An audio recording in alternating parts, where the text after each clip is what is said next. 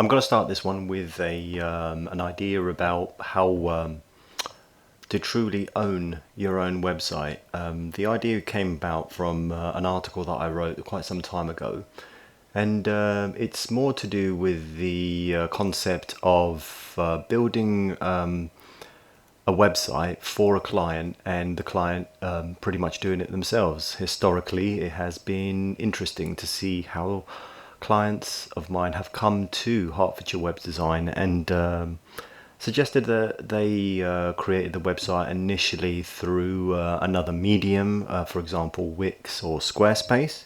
But my argument is more to do with how that could actually be a bit of a folly. So the way that that actually started in the past was, well, this audio podcast has actually started, was mainly to do with reading back on an article that I wrote back in the day for Hertfordshire Web Design as a whole. And it would have been around about the early 2019, I think it was the 14th of Jan. And it's more to do with, and if you get a chance, do have a read through it, because this is pretty much covers the entire thing. And I'm going to try and break this up into parts as per my previous podcasts.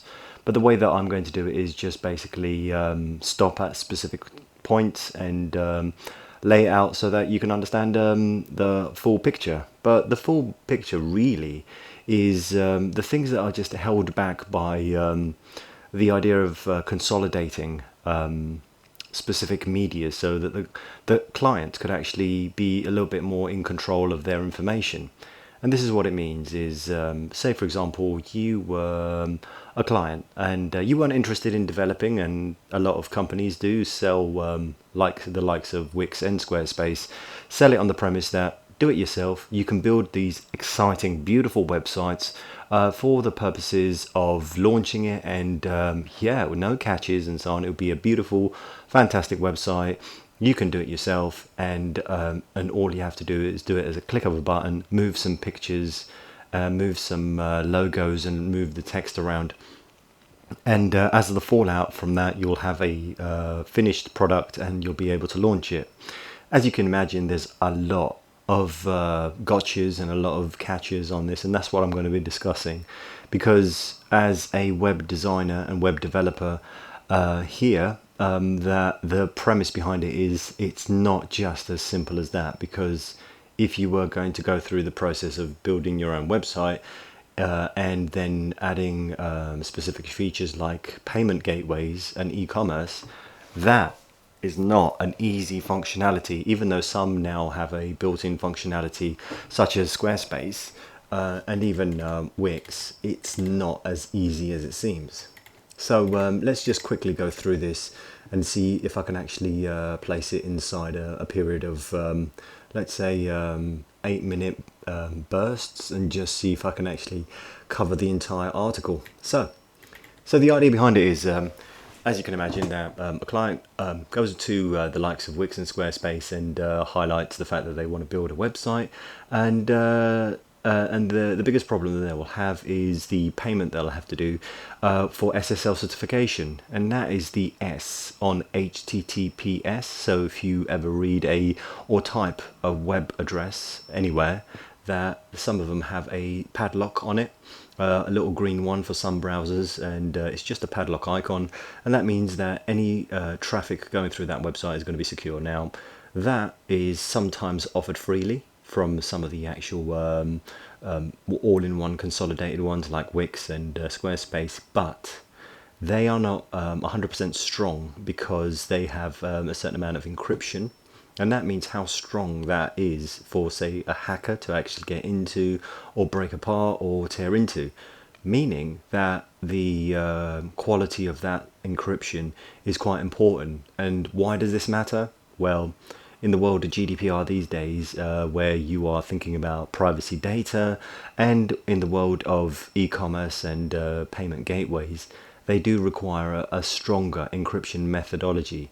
And of course, as you can imagine, the likes of Wix and Squarespace and any of those build your own websites will probably charge a premium in order to actually have that certification made stronger. So yes, having just a standard website that is technically a glorified business card, that's fine. But if you are then asking people to communicate with you safely, then it might be fine to a certain level, but at a startup and an SME level, what we actually build on, yeah, it's going to be pretty tricky, because it's the idea of how well that encryption happens.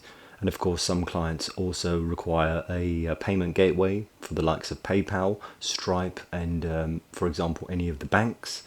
They require a certain amount of security and a level of security that is standardized to a higher and more stronger encryption. And they can be done, and they can be applied to some of the actual gateways or build your own websites. But again, they have to be quite strong. So there's that to contend with. Is SSL certification is one example.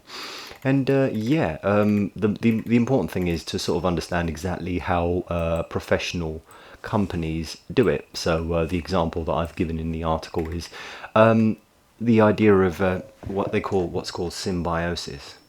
So well, this pretty much means that in the likes of, for example, the likes of Beats by Dr. Dre, which are the massive headphones, that they've become very popular, and you've seen them with the letter B on the side of the headphones and so on, and you understand exactly that this is a high-end brand.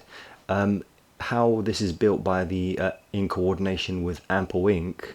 is Apple isn't going to go to the likes of Wix or Squarespace in order to actually build their websites. They're going to require a professional agency to actually build and design and develop this product and actually launch it, and as a knock-on effect actually allow people to purchase the item online. So that's there to contend with. So if you're a startup, the one thing that they will request is, well, you're going to need some sort of level of high-end security in order to purchase these items, because you're dealing with customer data.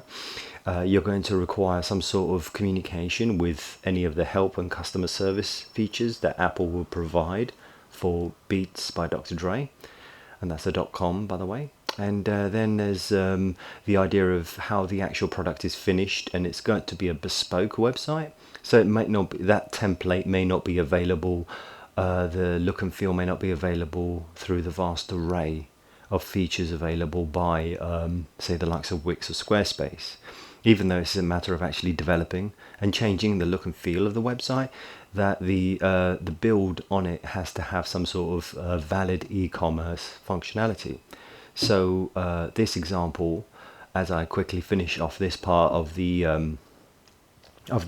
explanation about owning your own website, Apple owns beatsbydrdre.com. Now, they own it because they know that they've paid the agency Think Basic Incorporated, or Inc., a certain fee in order to build the website bespoke.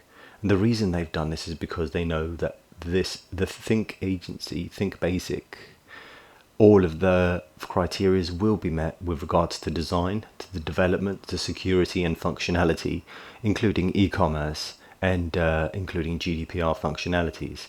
This is the idea of what a professional website actually looks like.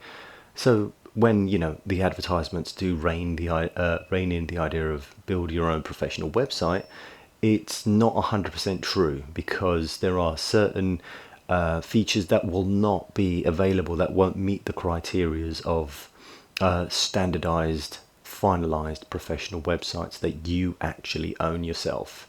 So yeah, so I'm going to wrap this one up and carry on with the next part.